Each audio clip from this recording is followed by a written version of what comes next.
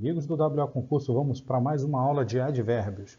Aqui essa vai ser a aula de advérbios de tipos, chamada a aula 1, tá? Porque nós vamos ter que dividir em duas aulas para o vídeo não ficar muito longo. Aqui vocês estão vendo o símbolo da Cruz Vermelha Internacional. O comitê dela fica lá em Genebra. Ela foi fundada em 17 de fevereiro de 1863, através daquelas convenções de Genebra. Vamos à aula. Estamos falando de advérbios. E advérbios, como eu falei para vocês, vamos falar do tipo e uso, sendo que essa aqui é a aula 1. Nessa aula a gente vai falar apenas do tipo de modo e lugar, tá? O restante falaremos nas aulas seguintes. Bom, os advérbios, tipos e uso. Os principais tipos tratam do modo, do lugar, do tempo, intensidade e frequência. Eles são usados, na verdade, para responder questões. Questões de qual? Como, onde, quando, quanto, quantas, no caso, quantas vezes, né? Numa frequência. Notaram que eu botei a mesma corzinha aqui para a gente poder ter uma ideia de quem trabalha com quem.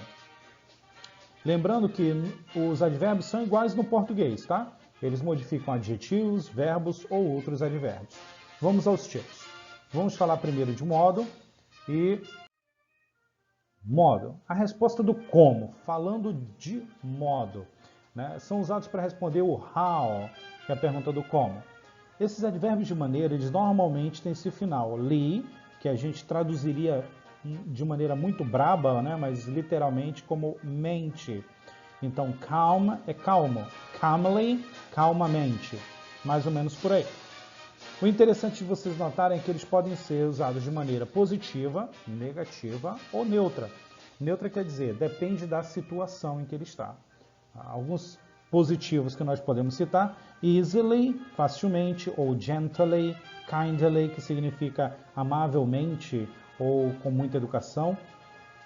E olha a diferença aqui, badly e blindly, cegamente, quer dizer, a pessoa faz sem pensar, ou badly, que é amamente. E aqueles neutros por quê? Fast, dependendo da situação, pode ser bom ou ruim. So, né? Busily, ocupadamente. Exactly, exatamente. Então depende muito de como vamos estar no contexto para poder trabalhar com esses aqui. Aí temos dois exemplos. He was walking calmly through the room, speaking tensely about the case. Aí a gente já vê que ele estava andando calmamente, então significa que uma coisa boa, ele estava andando calmamente. Mas ele estava falando com intensidade, de forma tensa, tensamente. A gente já encontra aqui, ó, tensely about the case, um advérbio de forma com ideia negativa. Vamos para o próximo.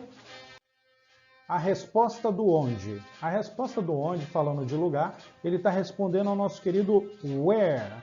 E essa resposta do onde, ela trata muito mesmo com relação aos arredores de algo, do como algo acontece, né? De como o verbo é executado em relação ao lugar. Então, about, anywhere, backwards, down, elsewhere, in, são todos que parecem até preposições, né? A gente tem aquela coisa de advérbios versus preposições.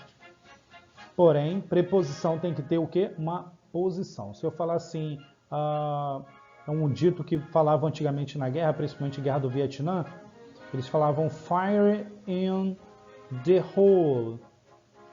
Significava fogo no buraco, porque eles iam jogar uma granada que ia explodir dentro dos buracos onde os vietnamitas ficavam.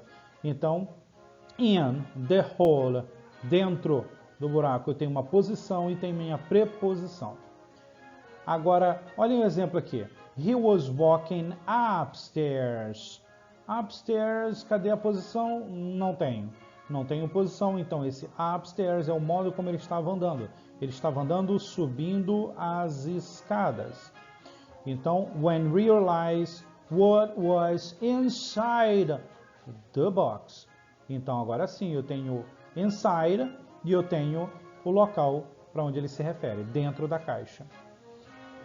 Go ahead, make my day, Sudden Impact, um filme com aquele ator ruim pra caramba que lutava mal pra caramba também, mas foi campeão lá na Bélgica de karatê. Dolph Lundgren não, o outro, esqueci agora, o Van Damme. Go ahead significa vá em frente, ou seja, qual é a forma de ir? Vá em frente. Eu não tenho a posição aqui, vá em frente o quê? Da casa, do carro? Não. É go ahead, make my day. Agora vamos falar com relação a, falamos de lugar, vamos falar de tempo.